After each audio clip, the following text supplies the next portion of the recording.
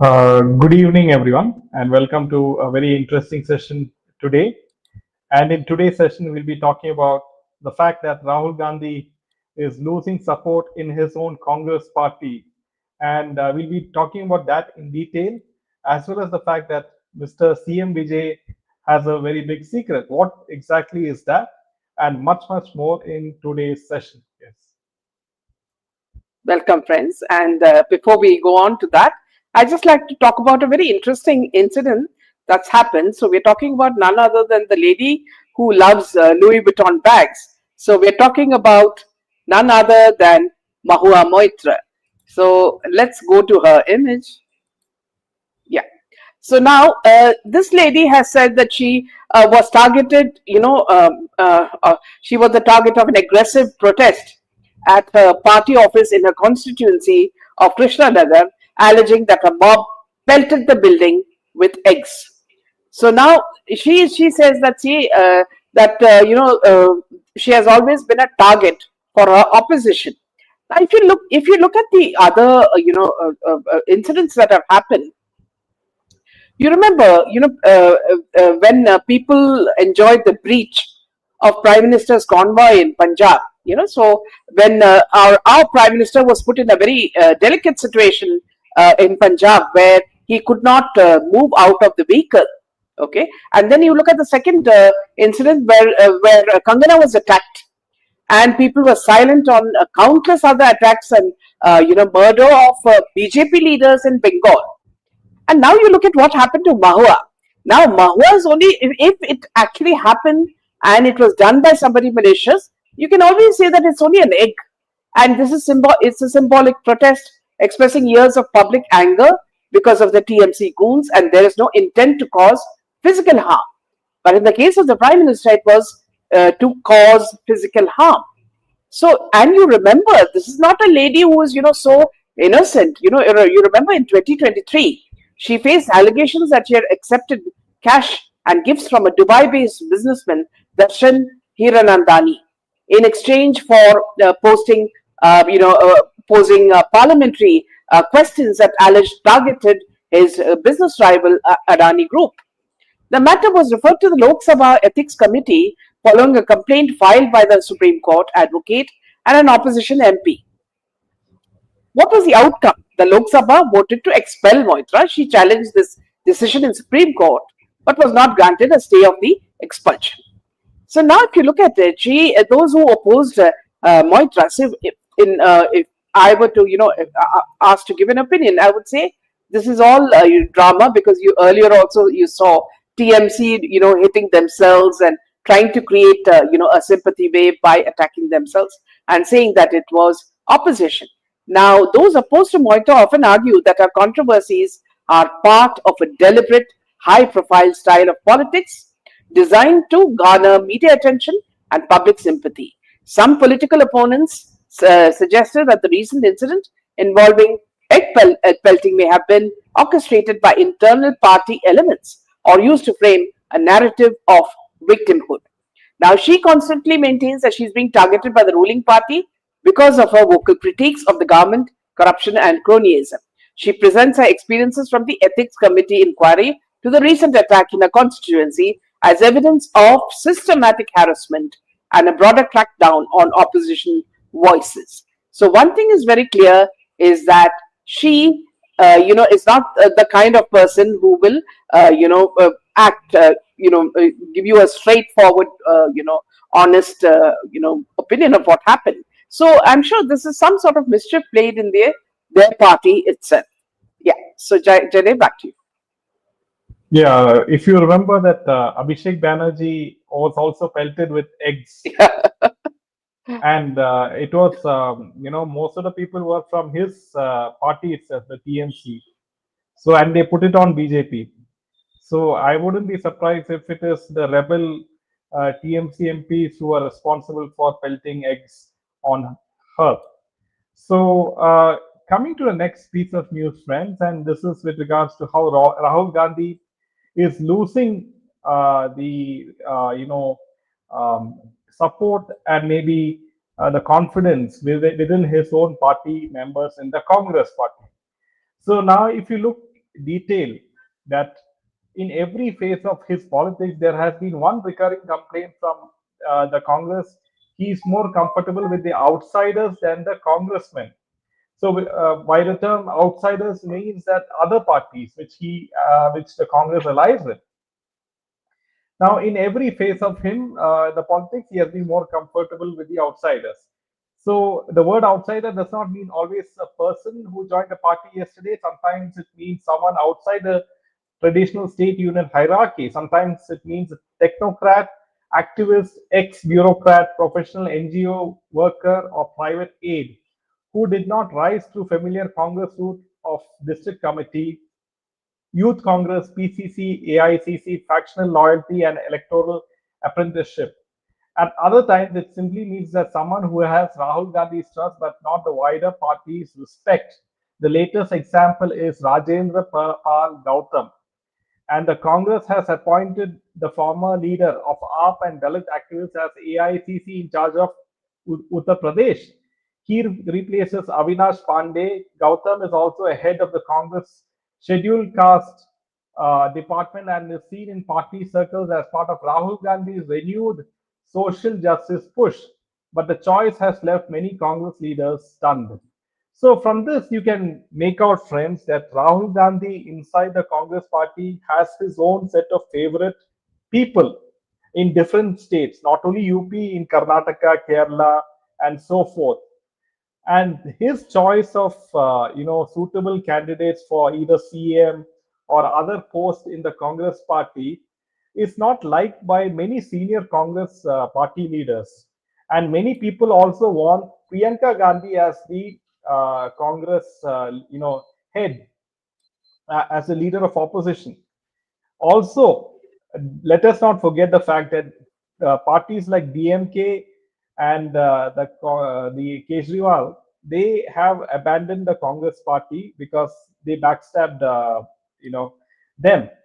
So now even the Indie Alliance has broken up, and still many of the Indie Alliance members, they do not like Rahul Gandhi to head the leader of opposition in Indie Alliance. So also I would like to add a few more points. And Congress has appointed the AAP leader and Dalit activist as that is Rajendra Pal Gautam in UP. Now, UP is not an ordinary state for Congress. It is where the party was born as a national force. If you go back to Nehru Gandhi family politics, in 2019, when Priyanka Gandhi entered formal office, she was placed in charge of Eastern UP and handled the Western region. And UP was a very strong hold of the Congress since a very long time. It was only after Yogi Adityanath came and then he completely changed the game in UP. So now, also, Rahul Gandhi's preference for outsiders has a psychological and political history.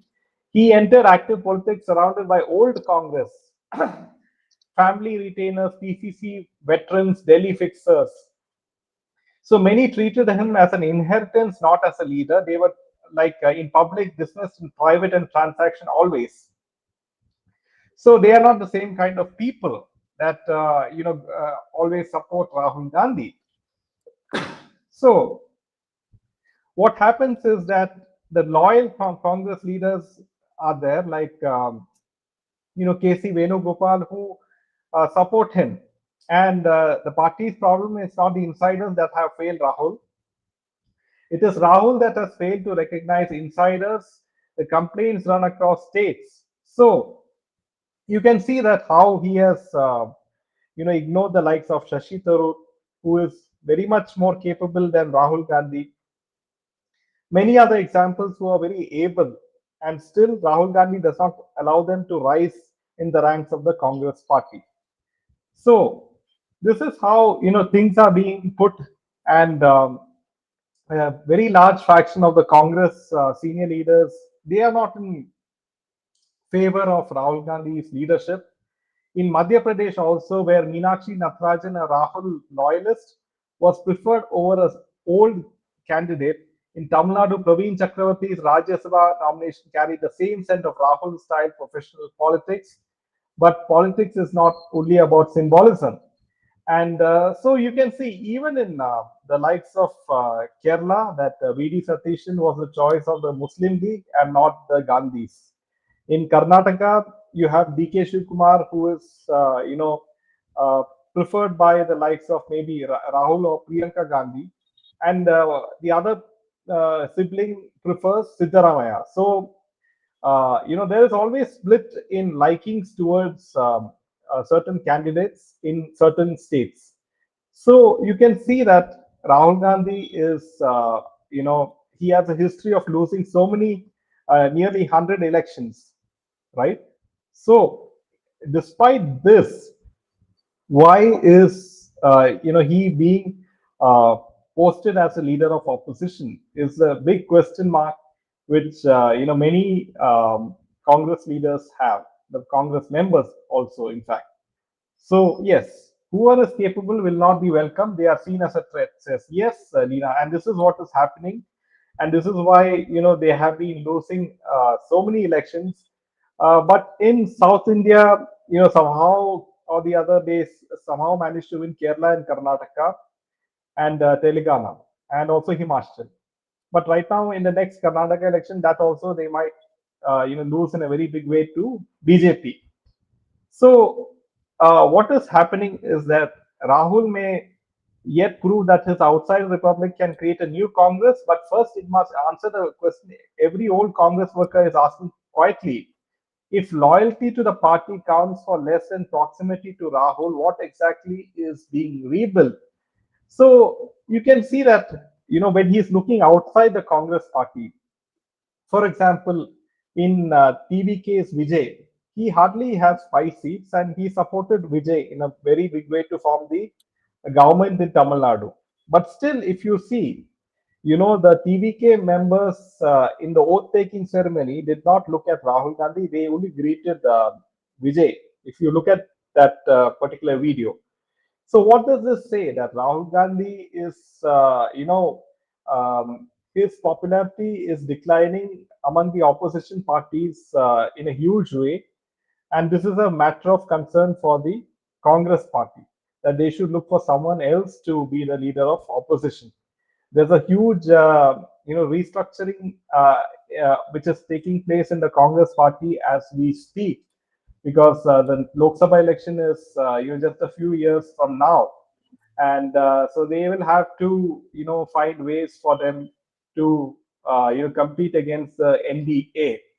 So this is how things are being put into play, and of course he is being influenced by outside forces like the Soros Foundation, the Chinese Communist Party, and so forth. So all this, and is not going well with the senior Congress leaders, and this is how things are in picture right now. Rajesh Pilot is another prospect to lead Congress, but I prefer Congress to be wiped out in our country, says Shanmu.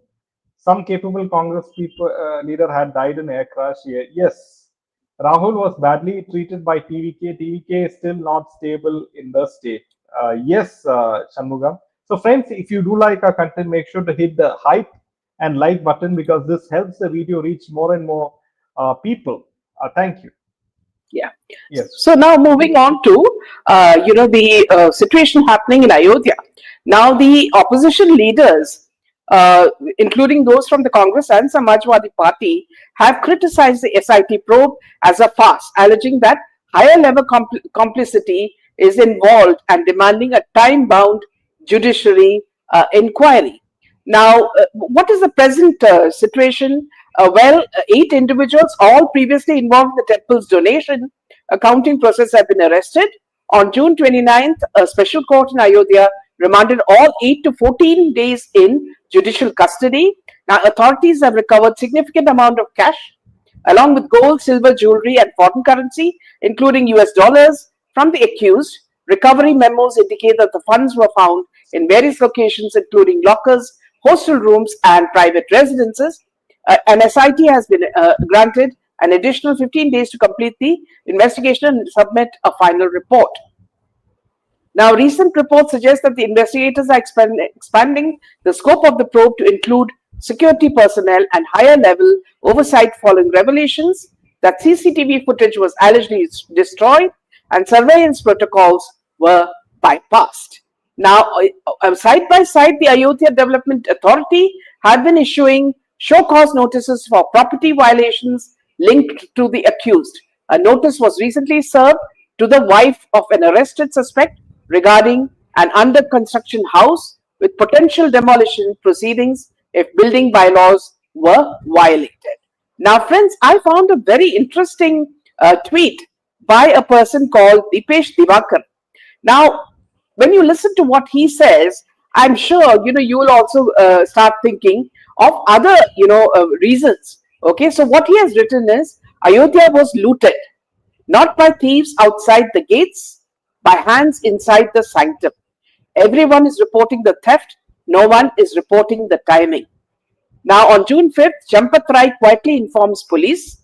A search happens, cash is recovered, silence is maintained. Now, June 7th, a Samajwadi Party leader stands before the cameras, breaks the story wide open. 2 days after that, that gap is not noise, that gap has become the story, and no one is talking about it. Now, Dilip is asking, ask yourself why a Samajwadi leader broke this. Because he is not a devotee, he is not an auditor, not a temple administrator, not a whistleblower from inside. Now you have to ask yourself how he knew within 48 hours the Samajwadi Party came to know of the raid. So someone fed him the file. Someone wanted this public, and that too fast. This was never random looting. The precision says otherwise. Insiders were placed, roles were assigned, evidence erased on schedule. I'm not saying theft didn't happen. It definitely happened. But that story looks very simple. The story is as if someone wanted the theft to happen. Followed further, and two targets emerge from the smoke. Target one is Yogi Adityanath. Ask who gains from him bleeding before 2027. Not just Akhilesh, but also Rahul. The real enemies of Yogi do not sit in opposition benches. They sit closer, much closer. Exactly, you know exactly what I mean. UP's 2024 Lok Sabha collapse was the pattern. BJP's own leaders in UP felt sidelined. Men inside his own house who do not want him as 2027 CM candidate. A scandal in his Ayodhya is not an accident. It is a message to BJP headquarters. You need another CM candidate for 2027. Now, the target number two is older and colder. A wave was building across India before this theft. State after state, voices rising, give the temples back. Let Hindus run their own gods. So people were all talking about this. What if government was planning to reform a reform in temple administration before 2029? RSS first raised it in 1959, 67 years and still waiting. That wave just hit the wall. Since 1947, one belief has never died. Hindus cannot be trusted with their own temples. That narrative was a major fuel for secular politics. This scandal just gave that belief new oxygen. So it's two birds with one arrow fired from inside the temple walls. Who placed the molds? Who placed the leaks? Who placed the molds and who timed the leak? Who benefits when Yogi falls and the secular state tightens its grip on every temple in India? Connect the dots yourself. I have only shown you where they lie. So this is a very brilliant tweet coming from this person. Let me just repeat his name, Dipesh Divakar. So a lot of questions can be asked based on this. I think it's brilliant what he has said. So there is someone inside, some moles inside who have done this at the behest of people like Samajwadi Party and other opposition. So Jenny, can we just take a few comments? Yeah, will the opposition raise the same malpractices happening in Tamil Nadu for several years by the state HR and CE department? Yes, Shanmugam, and this is selective targeting by the opposition. So coming to the next piece of news, friends, and let us jump straight to Tamil Nadu, and we are talking about Mr. Vijay, and so every government has a coterie that runs the system. So we are talking about the coterie of CM Vijay. And that group consists of a mix of political consultants, film managers, film production controllers, campaign operators, journalists, business associates, and old loyalists. And it is like a film crew who appear to fluidly move between party, government, and the personal sphere. So, Vijay is entitled to trust people from the world of cinema, media, and private professional circle. And these people can bring competence into governance. But the question before the government, the TVK government is, if they exercise authority, why is the public learning about them through Instagram posts and the opposition's complaints?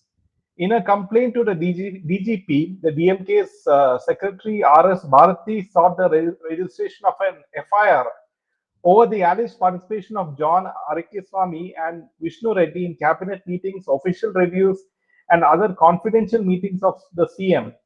Bharti alleged possible offences under the Official Secret Acts and other laws, arguing that Vijay was bound by his oath of secrecy to protect confidential governmental proceedings. While Reddy is Vijay's close aide, Arakyaswamy is political strategist that helped the CM as he made his way to the top of the political order in the state.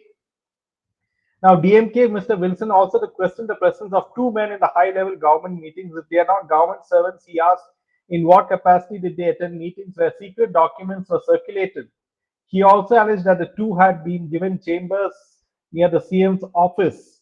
And the top TVK sources said that the charge itself was misplaced. According to them, there are necessary government orders that authorize both Arakyaswamy and Reddy to be part of critical meetings. Just the details may not be celebrated in public domain, but they are not private persons anymore, said. So the answer may satisfy the legal minimum inside the government. Politically, it raises the next question. If those orders exist, some with cabinet ranks, why not release them? Transparency could have ended the controversy. Instead, the government allowed a cloud to form between around two men whom its leaders say are officially empowered. The pattern is not limited to just two. Vijay's longtime manager Jagdish Palaniswamy also manages several prominent Tamil actors, revealed his own government posting in an Instagram birthday message to Vijay on June 22nd. Happy birthday to my God, he wrote. So you can see also, friends, that how closely he is still with the film fraternity, even though he is the CM of Tamil Nadu, right? So the same post, the Instagram post, also disclosed that he was now the private secretary to Honorable CM. A senior TVK leader said Jagdish's appointment had been decided at least 4 days earlier, and that he used his proximity to the CM and revealed it himself, unlike Reddy or Arakyaswamy. In another appointment, K. Venkata Narayana, chairman of Bengaluru-based KVN Group and producer of Vijay's unreleased film Jananayakan, was appointed as Tamil Nadu's special representative in New Delhi, a cabinet rank post traditionally meant to navigate the complicated relationship between Fort St. George and the Union government. Noted cinematographer Manoj Paramahamsa, who has shot several Vijay films, has been appointed head of the Tamil Nadu government NGR Film and Television Institute. While TVK's opponents criticize the appointments, Vijay's supporters point out that the people from the world of films have unique skill sets that may translate into politics. They say that a film production controller who has spent decades coordinating with thousands of artists, technicians, budgets, logistics, and dealings may possess managerial skills that can serve well in governance as well as, if not more than, the son of a legacy politician thrust into public life. So, sources in Vijay's camp said 5 individuals now function as crucial informal operators, feeding advice, inputs, and political evaluation into CM's advisory structure. One of them, close to Udaynidhi Stalin of DMK, is now in Vijay's inner circle and is also a relative of Vishnu Reddy. There are journalists, including former editor of Tamil magazine and another prominent name, who hold no official titles or party roles. Two more figures from film and political worlds, a former production controller and PRO whom Vijay trusts, and a left MP elected twice from the DMK alliance. So you can see that all these people are from the film fraternity. So let me take over from you. Yeah. Let me take over. Yeah.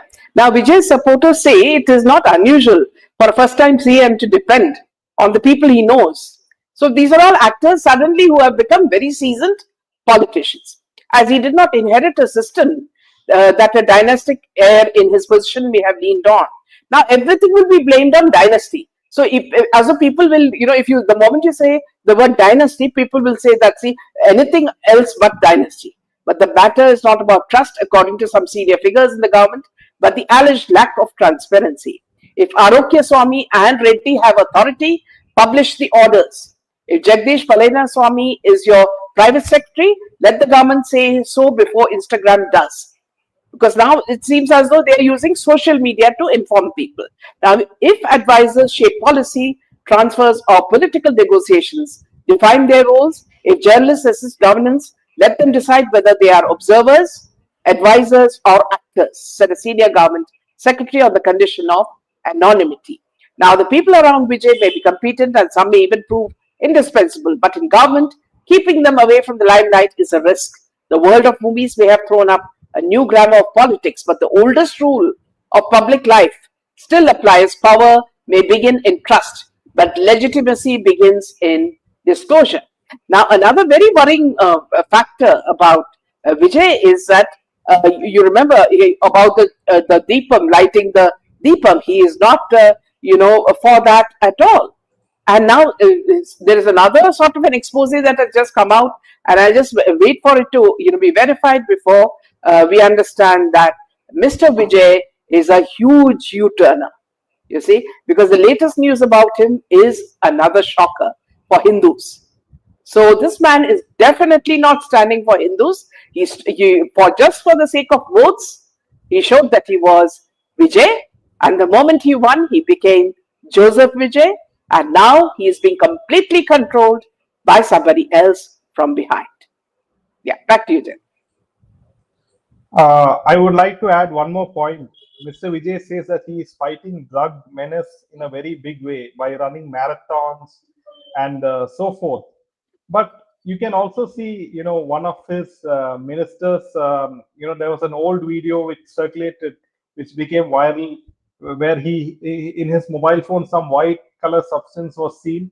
But that minister said that it was a tablet for his daughter, which he broke into pieces so that she could swallow it. Okay. Now, also very interestingly, if all these people are film people who are in this, cabinet, now you can see that in the history, Tamil film industry has faced many drug-related controversies. The most prominent case related a Tamil film producer and former politician A.R. Jafar Siddiq, who was the mastermind of a multi-billion-dollar international drug syndicate. The NCB and Delhi police busted his operations in February 2024. So you can see that Tamil film industry, most of them are financed by this kind of drug money. So is he going to take on the film industry now? Yeah. In fact, Jaydev, see, the news that I wanted to tell our viewers is that the High Court had ordered that, no cow or calf will be slaughtered anywhere in the state on any day. Now, Tamil Nadu seeks directions from Supreme Court to allow cow slaughter only at designated places. Now, this comes shortly after Vijay also opposed the Madras HC order of the Deepam issue. A major legal and political confrontation on cow protection is now unfolding in Tamil Nadu. So you can just imagine. See, he was saying that he's going to stand for the Hindus, he's going to do all this, and now he wants cow slaughter to be done in certain areas. So it's very shocking, isn't it? Yes, absolutely. Yeah. So it's quite obvious that the huge Christian missionary funding in his party, and Santiago Martin, the lottery king, also funding his party. Obviously, he has to please each and every one. So he's doing it very, very diligently. Sometimes he will please them. Sometimes he'll please the voter base of the Hindus. By saying that he's going to cancel the temple money funds which the DMK use for other purposes. So that is how he is going back and forth, and people are getting confused. So yes, you can talk about Annamalai. Yeah. So now, if you talk about Annamalai, now Annamalai is saying that you remember, he was the former Tamil Nadu BJP president. He has said he holds no resentment towards the BJP, despite deciding to leave the party and launch his own group, his own movement. Reflecting on his journey, he described his years in the BJP as personally enriching and said he remains grateful for the opportunities he received. Explaining his exit, he said he has been reassessing how best to serve the people of Tamil Nadu over the past year and a half. He felt that the party structure limited the emergence of strong grassroots leadership in the state and that key decisions affecting Tamil Nadu were often perceived as being made outside the state. According to him, there are differences in vision led him to seek an independent political path.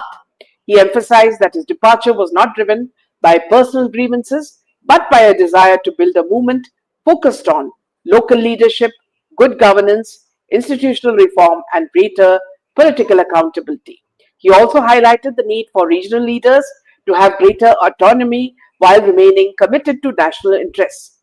The former IPS officer said his academic stint at Oxford gave him time to reflect on democratic systems and leadership models, strengthening his conviction that a new political platform could better address Tamil Nadu's aspirations. After discussions with the BJP leadership, he ultimately chose to move forward independently, saying the decision was made respectfully and without animosity. In the interview, Annamalai did not praise the DMK. Instead, he made several criticism while also explaining how he sees Tamil Nadu's political landscape. His main points about DMK were he argued that DMK remains the principal political force in Tamil Nadu, but said its dominance is weakening as new political alternatives are emerging. He said he wants to build a political movement that offers a credible alternative to the DMK, centered on, as we said earlier, governance, grassroots leadership, and institutional reform rather than personality driven politics. He suggested that both the DMK and AIDMK have become part of the traditional political establishment, creating space for new entrants such as his own movement and actor Vijay's party. While discussing alliances, he indicated that his new movement would not align with the DMK, saying his goal is to challenge the existing political order rather than join it. The interview's central message was less about attacking DMK and more about explaining why he left BJP and why he believes Tamil Nadu needs a new political platform. His criticism of the DMK was framed as part of the broader argument rather than being the main focus of the interview. So, with this, of course, we'll take another comment coming from Shanmugam. Annadure, Karunanidhi, MGR, and Jayalalitha had enough exposure to the public while being involved in their profession, but these people were heard before in public life. So, very well spoken by Shanmugam. Thank you for all your comments, friends. So, with this, we end the session. Good night, Jai Hind, and Jai Shri Ram. Yes,